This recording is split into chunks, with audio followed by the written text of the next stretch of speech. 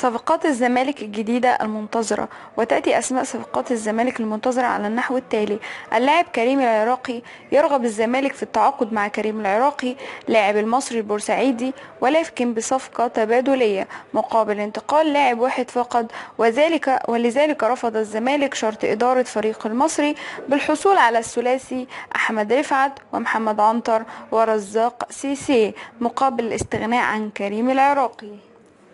اللاعب الثاني حمزة المسلوسي. نجحت إدارة نادي الزمالك بالتوصل لاتفاق نهائي بشأن التعاقد مع اللاعب حمزة المسلوسي ظهير أيمن الصفاقسي في صفقة انتقال حر لنادي الزمالك في الموسم المقبل.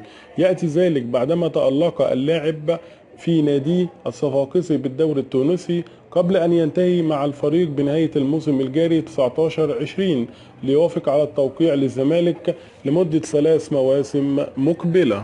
اللاعب عماد دونجا وعبد الله بكري.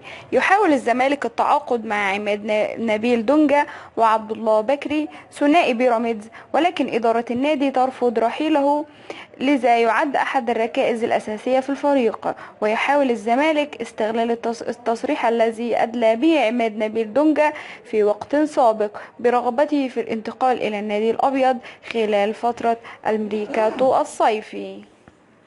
اللاعب الرابع محمد عبد العاطي. يريد نادي الزمالك التعاقد أيضا مع اللاعب محمد عبد العاطي لاعب وادي دجلة إذا عرض نادي الزمالك عليه 10 مليون جنيه لضم اللاعب، ولكن إدارة وادي دجلة تريد الحصول على ما لا يقل عن 30 مليون يورو من أجل السماح برحيل عبد العاطي صاحب 25 عاما.